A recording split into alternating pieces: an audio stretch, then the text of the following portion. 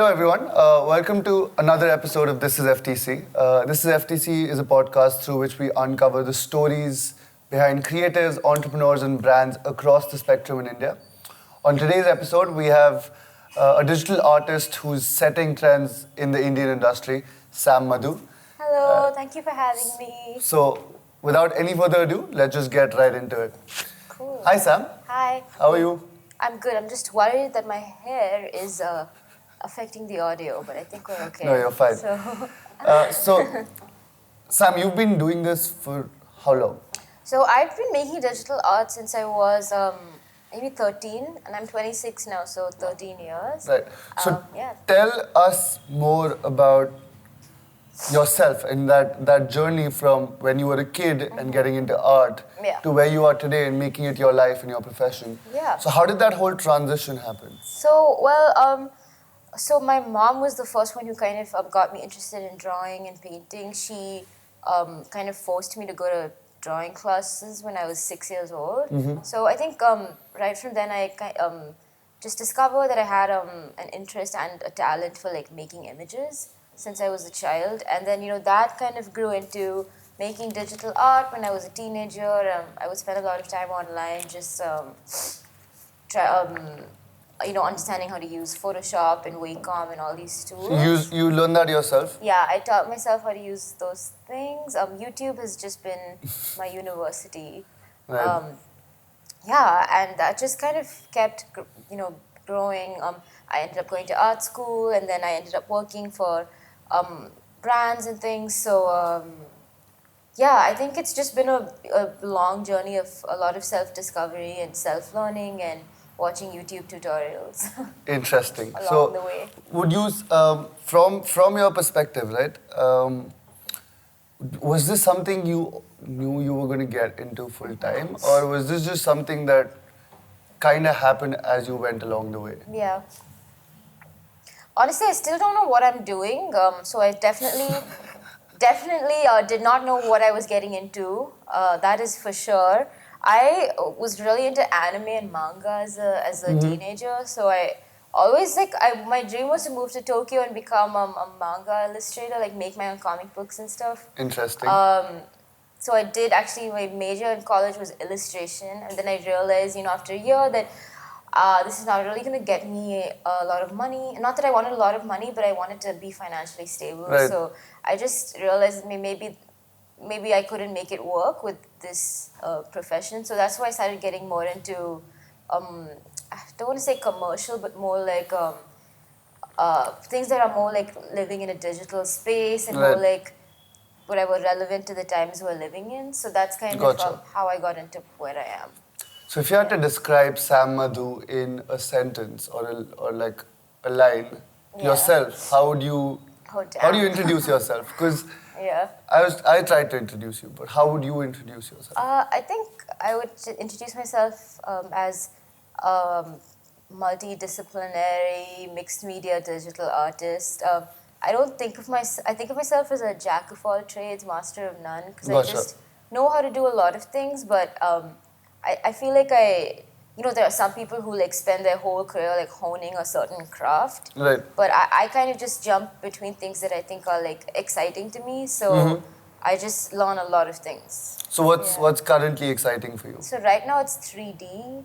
I'm working a lot, in Cinema 4D, making a lot of 3D art, and I think the 3D is really exciting to me right now. It's really like I see it as a digital renaissance because everyone is kind of making whatever they used to make in flat. They're like reproducing it as these dimensional objects now. So I think that is. I think that opens really up cool. the space for a lot of different experiments, I guess, Yeah, within and- the space. And it's just such a limitless space. Like you can really build your own reality inside 3D. So I'm just still very new to it, but I'm having a lot of fun. It's really cool. What do you think is going to happen when you merge like 3D tech with AR or VR?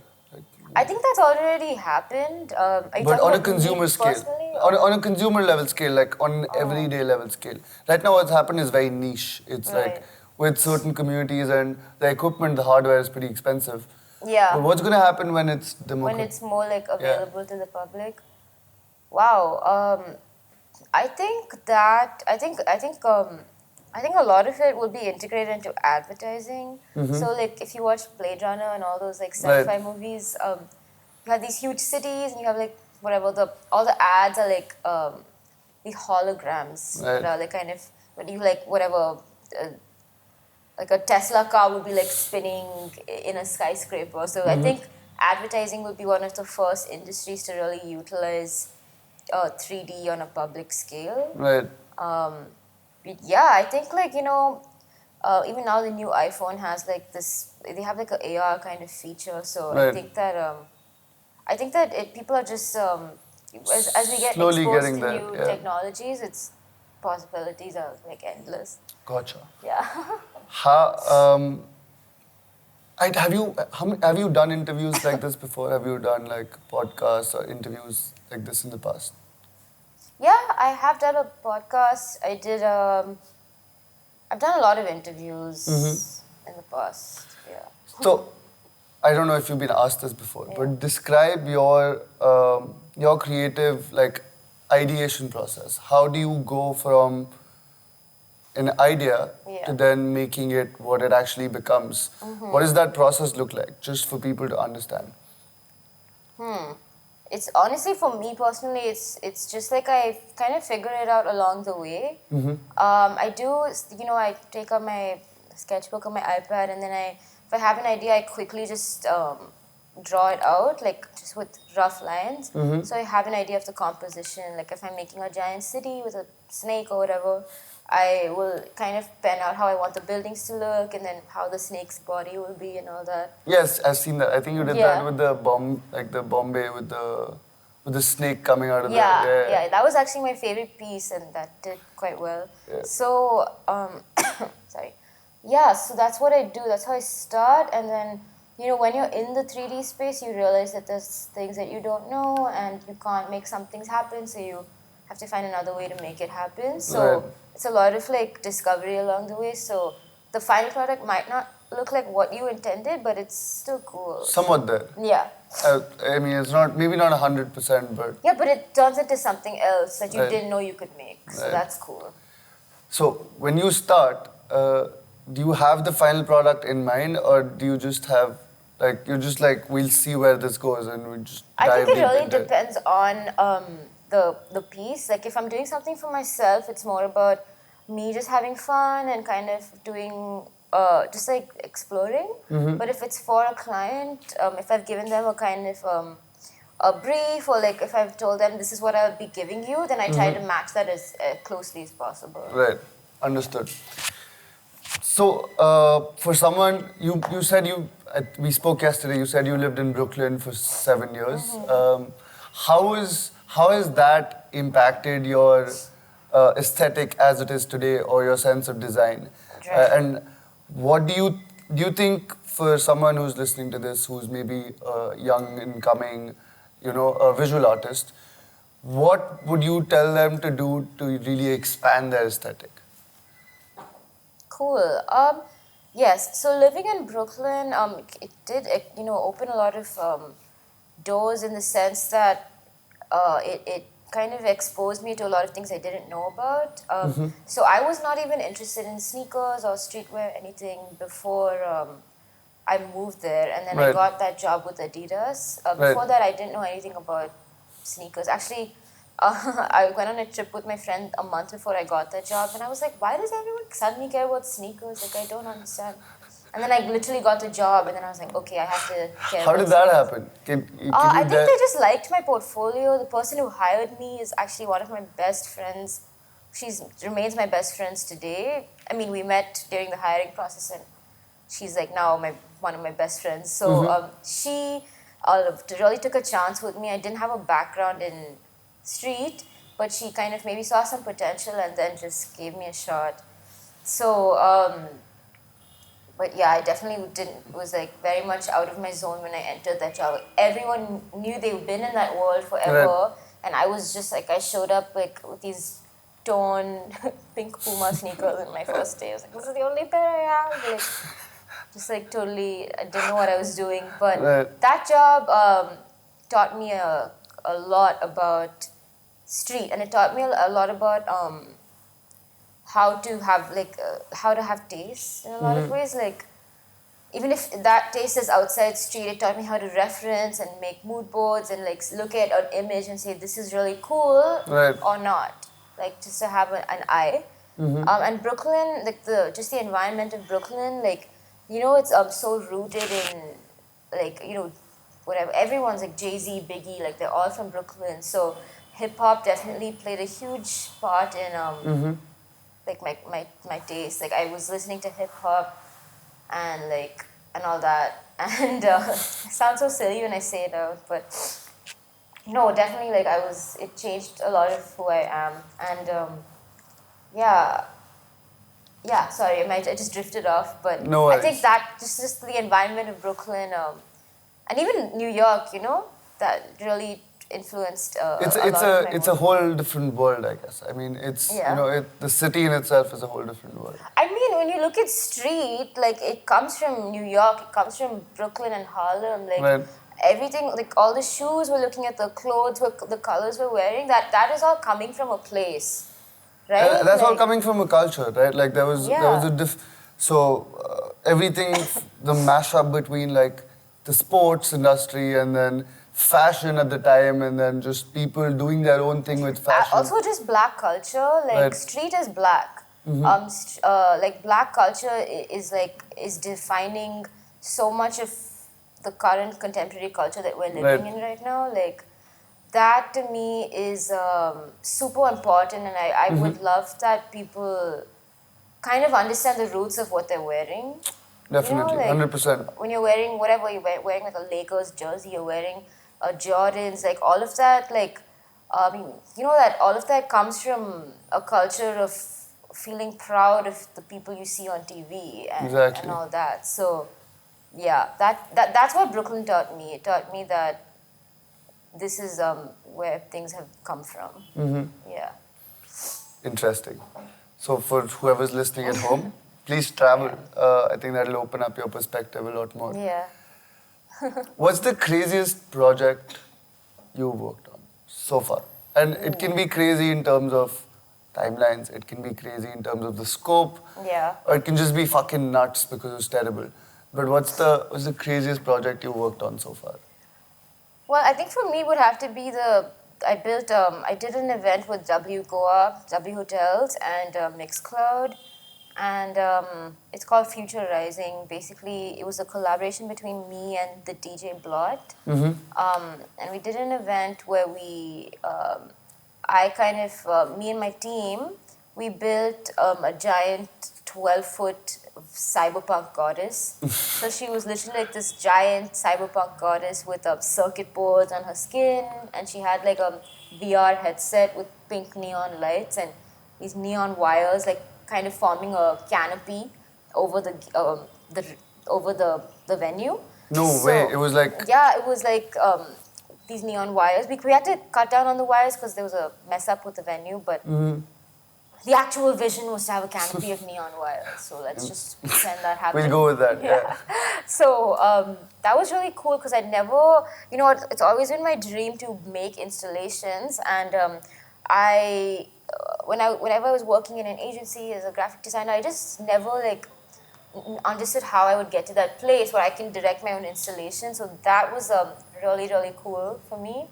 And my team was amazing. One of my really good friends, Lavanya, was the set designer, and she and her friend Sid, they did the set design. They absolutely killed it. Because these girls, they work for Netflix and all that, so they know how to visualize a drawing and make it reality. Right. So that was sick. So this giant cyberpunk goddess with glowing circuit boards, sitting on this cybernetic lotus, and she's meditating in VR, and she's massive, 15 feet, Oh 12 God. to 15 feet. Yeah, And- when was yeah. this? This was last October. Damn. Yeah, and Blot is just playing a set in front of them, and people were just raving, and I think they were just tripping on the goddess because we put all these lasers on her body, so it was just I think it was visually like super overwhelming for Right. people, and we had visuals playing on a screen too. So Like side or side on the like side. surrounding her. So like I think it was really cool for me to just see people like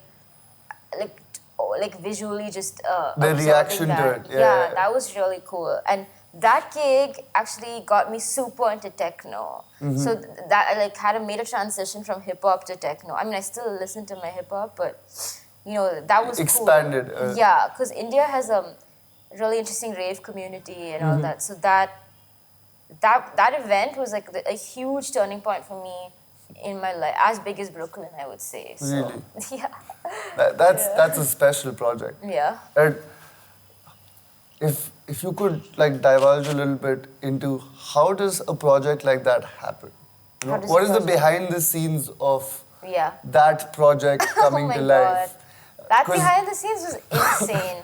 Because I think you must have to like pitch it over and over again, and then finally, once it gets requisitioned to actually execute that vision is another Damn, game now that I'm altogether. thinking about it, I don't even know how we pulled it off. Sorry, is my hair Don't worry about obstructing it. the mic? Okay. It's all good. Yeah, so basically, definitely, I think that client, Mixcloud and W, they were actually great clients. They were both extremely trusting. And I didn't have to pitch too much, just one pitch, one round of pitching, or 2 rounds of pitching, I think, which is crazy because usually it takes maybe 7 to 8 rounds. Damn. Yeah, you know, once a pitch is approved, it's like refining, but they were very, they let me do what I want. So which was like amazing. Yeah, I think, so the behind the scenes was actually crazy. We had to, the goddess was made in Bombay, so we had So you had to ship it over? yeah, so we had to get a tempo truck to drive her from Bombay to Goa, but the top of the tempo truck had to be removed because she was 15 feet. So she couldn't fit in any truck. So we had a video of like, there's a tempo truck going on the road and you can just see her head like in the truck like going crazy. Right. So literally had to dismantle a truck, and when she got to the venue, like there were like 7 people had to carry her, and she's just absolutely massive. I love how you personified it. Yeah. It's not an it, it's No. a she. She's my daughter. Yeah. You know Hajime Sorayama? Is that the artist? Yeah. Hajime Sorayama. He does like the metal goddesses, the androids. He Yeah. does like he did it for Dior with Kim Jones. Right. So I like how he calls them his. He says my daughter will be born, and then he has like a Dior robot. So I'm just like, yeah, she's like my daughter. I'm super. That project was like really inspired by him. I love his Interesting. work. Yeah. Damn, I can't. I would love to experience something like that. You Yeah. know, just something that's so immersive and you can kind of see the thought process being put behind it, and then while it's happening, I think that would just be an experience in itself. So what about like the technical expertise, right? You said you're a jack of all trades, but how do you put together circuit boards and how do you program them? Is that something you do? Is that something? Lavanya, my art director, she, I kind of, the thing with her, we work really well is because I will have a vision and kind of explain it to her, and she kind of will give me feedback on how to make it better, what's working, what isn't, Right. and she kind of visualizes it into reality. So she has, she's amazing. She works with the sculptors and the electricians and the light programmers to kind of bring this to life. So Right. you know, it's a whole team effort. Like all these guys, they kind of understood how to bring all that stuff to life. Like circuit boards, we did like glow in the dark paint and like these beautiful white strips, so it looked very much like live wire, like a circuit board. And then the rigging for the VR headset, we went to Crawford Market in Bombay. We bought neon lights, and the electricians, they found a way to make it work. Like, so when you like, it's not just so many people were a part of it, and I was just like, honestly, I was just sitting there and I'm like, I don't know what's happening. Like everyone was just doing such an amazing job, and I was just like, what is my contribution here? No one knows. I think it's always a team effort. I think your Yeah. contribution was actually Yeah. throwing that vision out in the universe and then getting a team together to make it Yeah. happen. So I think that's something that we also realized while building this space is that you can't do it all alone. Yeah.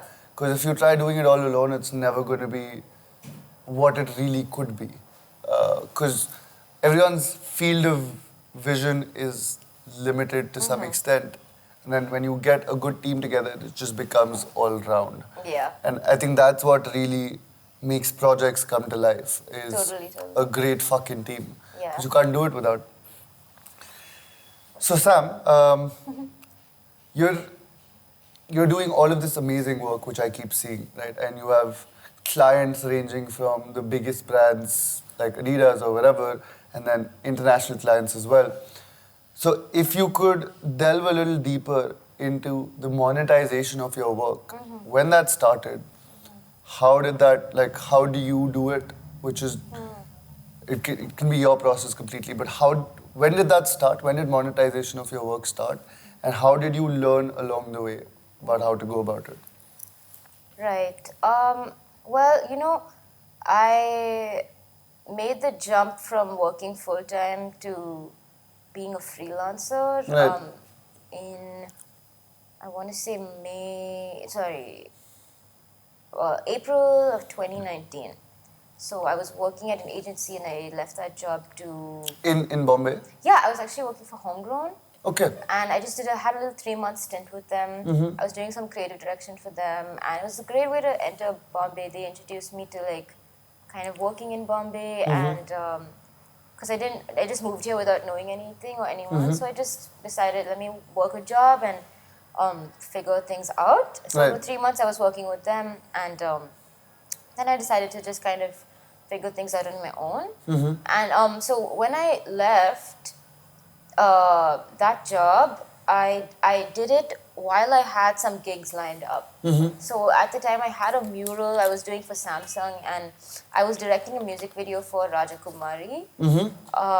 So I don't think I would have left a full-time job if I didn't have something in hand. So I Right. would say if you're someone who's trying to make the shift into freelance, try to get 1 or 2 clients and then kind of make the jump, because just kind of, maybe just leaving without any backup might be stressful. But also some people can leave and then take all their time to find clients, build their portfolio, and Right. make that jump. But for me, I'm kind of an anxious person, so I preferred to have a backup.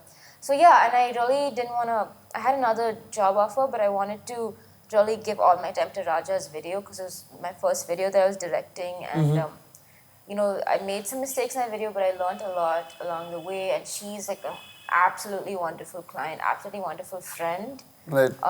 Who, when I moved to Bombay, I started living with her. So she has been like a mentor, a guardian, everything. So she was like an amazing person to have. But Shout out to Raja. yeah, I love her. Miss her so much. Hi, Raja in California. But yeah, definitely try to have like some kind of side hustle going while you're working your full-time job. And in terms of monetization, I would say, ask your friends who are freelancers, what are they charging? When did it start for you? When was your first like freelance monetized gig? Was it in college? Was it before college? I think my first freelance gig was I don't even remember. Wow. I think I think the first thing that's coming to mind is the mural I did for Samsung. So But- a year and a half back. Yeah. Damn. Yeah, I haven't been on my own for a long time. It's just Right. been since 2019, last year. So yeah, maybe something before that. I just can't remember because so much has happened since then that I think my short-term memory is compromised. No, yeah. I think this year is 5 Yeah. in itself. But that project, my friend Sonia, who was working for Homegrown as well, she's a producer, so she's also part of the team with me and Lavanya in Project Asura. So she she really helped. She produced it in the sense that she was she managed me for that. So she negotiated a contract and a fee, and was my representative for that. So like, if not for her, I wouldn't have known how to kind of have a budget for myself. She taught me how to Right. budget. She taught me how to make a cost sheet. So Right. yeah, have friends from other backgrounds. They will really help you For kind sure. of become more complete. Because I didn't know anything. I didn't know how to make a budget. I didn't know how to ask for money. I didn't know how to write a cost sheet. So those things, my friend taught me. Sonia taught me how to do those things. And then pitching. Yeah. And actually pitching. Pitching I learned in Adidas because I Right. was constantly making decks and constantly like expressing concepts and ideas. So that I just kind of took to. And you were pitching internally, I'm guessing, at Adidas. Oh no! So the thing is, I was working for an agency called Annex 88, Okay. and my client was Adidas. So Gotcha. we were constantly sending Adidas headquarters like, this is the concept we're going to do for this shoe and all that. So Understood. yeah. But yeah, definitely have friends who can help you with, accounts and budgets and all that. Because and also it also was about self-esteem because I just didn't know. I was like, I don't know if I'm worth this fee, like, and my friends would be like, no, you have to ask for money, you're doing a service, you need to get paid. So Right. that kind of support is really cool. And yeah, even now, like sometimes if I really like a project, I'll just be like, no, you don't have to pay me. I'll just do it for free. Just give me a budget for my expenses because and let me do what I want on the creative, which is actually like, I'm going to stop doing that because I'm still doing work. Right. To everyone who's watching this who does work for free, don't do that. I don't know which camera to look at, but That one. That one? That's yours. yeah, don't do that because you're doing work and you should be paid for it. So yeah, I agree with yeah, my free days are over. As you heard it here first. But yeah, please do get paid. Yeah, If believe you're an in artist, yourself. there is a value to what you do. Please do get paid. I think I second that. Give me a second. How's it been being a visual artist during a pandemic? And how's work been? How's the life been compared to before? So before it was cool. I was living in Bombay. I'm really enjoying living in India, and my friends were awesome in Bombay. COVID hit. We all moved back in with our parents. Right. So I had to go back to Chennai, and my parents are really cool and like supportive people. But they've kind of gotten used to having their space without me and living their own lives. So it's been difficult for everyone to adjust. So definitely that's been a difficult part. In terms of the art thing, I think it's been good for me because I'm a pretty I like to be alone. So I just locked myself in my room and I learned 3D for 5 months. So yeah, I accomplished something. In terms of work has been slow, but I had 1 or 2 corporate clients. So I do corporate work as well. Like it's not just fun visual art. I also do corporate freelance. You probably don't see it on your feed, but Yeah, because that's stuff that I do with more serious clients that are looking for like logos and like branding and those things. So I definitely work on those things. And yeah, so I've had some of that kind of work. But other than that, it's been quite dull. it has been. It's been hard for everyone. Yes, it's been difficult. And I know you were telling me about the project that you recently did with GmbH. Yes. So tell us a little bit more. How did that happen? So I had been following them forever, and I think I commented on one. They did this beautiful shoe with Asics, black and glossy, and that's totally my vibe. And I commented on it, and Sahat, which is one of the creative directors, I think he saw the comment, and then we just started DMing, and we connected, and he introduced me to Ben, who's the other creative director. Right. And they were so awesome. Like it's so sick to see people of our culture. Like I think Ben is half Pakistani and Sahat is So GmbH is based out of German. Berlin, right? What? Yeah, they're based out it's of It's a Berlin. store, or is it? It's a brand. Okay. It's a label, and I don't know if they have a store, but they do a lot of alternative that style is super sick. So yeah, I met these guys online, and then we started talking, and then we worked out a creative, and yeah, I had a blast. Like, they are just really, really cool people. So it was like super exciting. And I saw the video. It looks sick. Thank you so much. Just, I think the immersiveness of most of what you do is what hooks people in, especially me, because I think once you start watching it, you have to go till the end. Oh, that's awesome. I was hoping And- people would finish the whole thing. Yeah, and that I think that's what makes 3D work or your work unique in that sense, because you're able to kind of hook people in, Yeah. and that's the hardest part. Oh, thanks so much. So I think that's. And what's new in the pipeline? Whatever you can tell us in terms of what's happening. I know you said you were moving to Berlin soon. Yeah, well, Hopefully. I'm hoping it works out. I think most probably I will move there next year. I've been trying not to tell a lot of people because I'm scared it will get jinxed and then I'll just look foolish because. Okay, guys, we're gonna cut this out. That's fine. I mean, but now I'm just like, I've told everyone, so I'm just like, you know what? I have Fuck a it. big mouth. I'm just like too excited. I've told everyone already, so don't cut it. It's fine. Yeah. So yeah, Berlin hopefully next, and in the pipeline I do have a cool project coming up which I can't talk about because of an NDA, but I will post it soon, and I'm really excited. This client I've loved forever, so For sure. excited. What kind of equipment does one require to make the kind of work that you do? Is it expensive equipment, Yeah. or can it also be done with something that's not as expensive and big budget? Yeah. So it really depends on what you're trying to make. So if you just want to learn something like VFX and motion graphics, you just need After Effects. You need like, if you want to do basic graphic design, you need Photoshop, Illustrator, and After Effects. So that to me is like the holy trinity. And with just these three programs, there's so much you can do.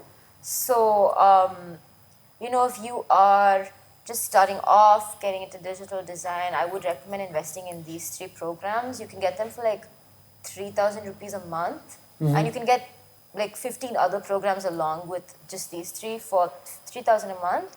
The Creative Suite, right? Yeah, that's called Adobe Creative Cloud. So that's a good way to start, and it's not like if you decide you don't like it after 3 months, you can just cancel your subscription. So that's Right. also cool. I started my journey doing drawing online on online drawing boards. So that was actually free. Right. But I don't know if those exist anymore. They existed in the early 2000s, so I don't know if they exist anymore. But that's how I started. It was like MS Paint online, but a little better. So like I would be drawing on those. That's how I started. If you want to get into 3D, I have a PC that I built. So my PC is actually not too expensive, which is why it keeps crashing. But yeah, I think that will cost you around 60 to maybe 80 to a lakh, depending Right. on what kind of juice you want to put into your PC. Right. But a PC is definitely needed for 3D. You can also do 3D on like a laptop, but you need an NVIDIA graphics card. So if you're all of you who are doing like trying to do low budget on your existing machines, just make sure you get an NVIDIA graphics card and you'll be good. Yeah. And other things, like, I don't know. That's the equipment I have right now, and I have an iPad for drawing. Yeah, I was just going to ask you that. Yeah. What do you think of newer tools like Procreate? Yeah, I love it. Because I think they've really like, in a way, made design accessible to people who don't understand the technical aspect of it. Like it just made something as simple as you Yeah. drawing on a piece of paper, but it's digital now. Yeah, Procreate is a great tool, even cheaper than Adobe, Photoshop and all to get started. Right. It's only $10. Right, and that's it. You don't- forever, yeah. forever. Although you need an iPad, so that's a bit of an investment. Yeah. And yeah, it's a great tool. And the Apple And the Pencil. Apple Pencil. So it's a great tool. It flows like butter. It's like really intuitive and nice to use, easy to use, and I think it's cool because like I like seeing people move into digital art, and I think a tool like that is a great, easy way to get started. For sure. What is one piece of advice you would give to yourself 5 years ago or 7 years ago? when you were taking your first job at Adidas, or before that, or before you even got anywhere, what's one piece of advice you would like to give to your younger self Oh my God. about knowing what you know today? Man, so much. But the main thing is take care of your health. Don't compromise your workout and your sleep and all that for work, because your work will end up suffering if you don't take care of your mind and body. And I still don't follow that advice today. Like I'm not like the healthiest person, but I'm really, at least now I know what I have not taken care of before, so I need to like take care of myself. And work is not the only thing in life. It's like you have to have a 360 life. Right. So No, I agree with you on that. Yeah. I think that's something we forget a lot in the hustle of everyday life. yeah, Right. it's also just looking at Instagram and constantly comparing yourself to people. It's just like really unhealthy, actually. So Yeah. and that makes you always be like, no, I have to keep working because I'm never gonna get to where they are. So that is a thing. Comparison is so this is something that I read and it really stuck with me, and I think I followed it to a certain extent, is that comparison is the thief of all joy in life. Yeah. So the day you stop comparing is the day you actually start doing what you want to do. And I think that's something that a lot more, because we live in such a hyper-connected world in which everyone knows everything and everyone knows what everyone else is doing. Yeah. I think that just automatically comes to a point where you're just comparing X and Yeah. Y and A and B. Yeah, and it's not human, right, to constantly see someone else's achievements. Right, Because then your own achievements become small. right. In your You mind. feel small. Yeah. So that's not cool. I think there's going to be like a lot of unhappy people if we just keep going down the way we And are. I think there are. And I think this year has kind of amplified that. Mm-hmm. And people are actually getting sick of social media because that's all they've had this year. Right. So I think that's made a lot of people question how much time they want to give to this thing. Right. And how much time do they also want to take away from it? Because it becomes overwhelming at times. Like you realize at times you're just scrolling. And I think they have a term for it now. It's called doom scrolling. Oh, I didn't know that. That's cool. Yeah. Doom scrolling. Yeah, it's literally like scrolling because Yeah. it's just habitual now. Yeah. And It's like so it's a slot machine. Like you pull to refresh. It's Yeah. like, oh, how many emails? How many likes? oh man, email addiction is a thing. Yeah, I'm like super addicted to my email. I'm always Yeah. There was a docu-series Social about Dilemma. Yeah. I watched it twice. Like I love stuff like that. So And when they talk about how some person sitting in somewhere in California making a design change is impacting a billion Like lives. everyone. A billion lives in that, like the moment they ship a feature on Gmail, it's impacting like 3 billion inboxes. yeah, that's actually crazy. And to have that scale of impact Yeah, is just nuts. It's Yeah. just insane to think about today. And I think that's what our digital world has done. Although it's made everything more connected, it's also pushed us away from the things that that really matter to us at times. yeah, that's true. Because we're just so stuck in our digital world Yeah. as compared to just being in our real Just one. hanging out. Yeah. But I'm glad we did. I'm glad we were For able sure. to, I'm glad we were able to connect. Yeah. Do you remember the first time we met? I think it was at Soho. Yeah. Okay, cool. When, Fashion Week party. Exactly. Yeah. We literally flew down from Delhi, Avni and I. Yeah. Because it was the first time we were doing Fashion Week. And Cool. Oh my God! Yeah, you were in Street Feet, right? Yeah. I was in the show. for Gundi. I I remember. was like, because I didn't know I was going to be the only not model in that show. Because she told me like, no, like, my friends are modeling for me. I was like, cool.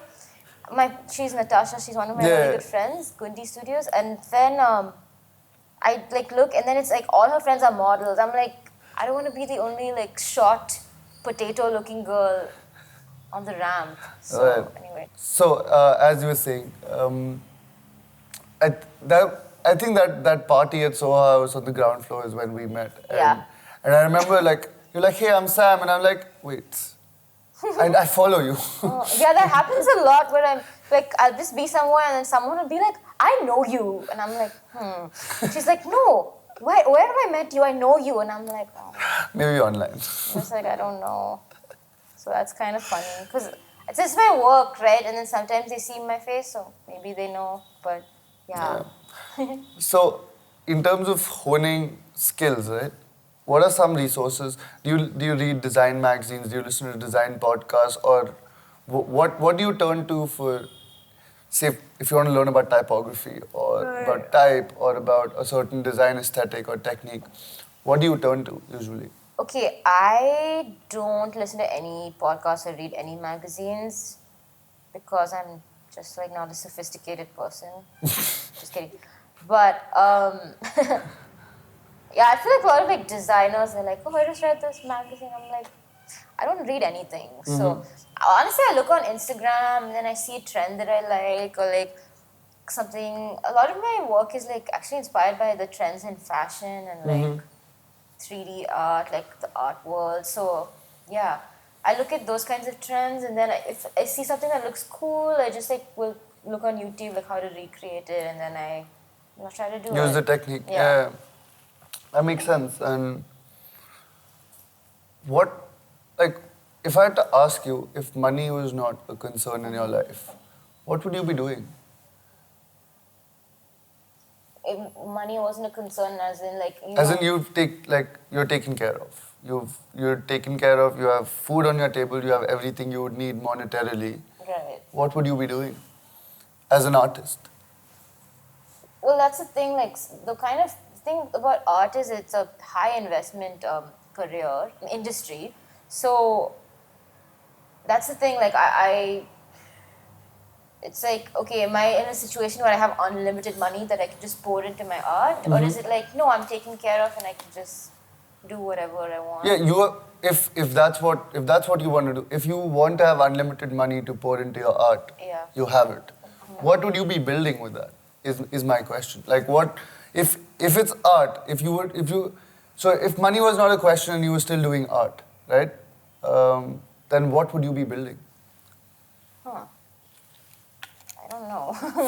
No, I mean, also my career, I'm not really doing it for money because I don't get paid like a whatever investment banker. I just do it because I love what I'm doing, and whatever money I make, pays my bills. Right. But okay, so if I had unlimited money, I would not spend all of it on art because I think that's actually kind of selfish and would, it's too much suffering everywhere. So I think if I would definitely try to finance like big art projects that employ like a lot of creative people or my friends, so at least all of us are kind of taking a piece home. Because I think I'm kind of a socialist at heart. I'm kind of like distribute the wealth. Right. So yeah, but that's what I would do if I had like copious amounts of money. But I think if I didn't, I don't know. I think I would just be doing what I'm doing right now. I really like what I'm doing, and yeah, if I didn't have like any responsibilities and anything, I would be like making pots. I do like pottery. Interesting. Yeah, I love I don't think a doing lot of that. people know that. Yeah, my high school friends probably know because I used to do pottery in high school and paint the pots and stuff. Yeah, I would do that, or I would be DJing. I don't think I can make too much money from being a DJ because I'm not like super musically talented, but I like the feeling of it, and I would like to do that and just have fun. But yeah, I think I really like what I do, and I can't see myself doing anything else. So I think on that note, I think Yeah. we'll wrap this up because that's beautiful at the end of the day. Cool. But thank you guys for tuning in. I hope you all had fun, and if any of you are into making a career in graphic design, visual design, or multidisciplinary design, I hope you got some insights from our today's episode. So thank you for tuning in, and remember why we do it. We do it for the culture.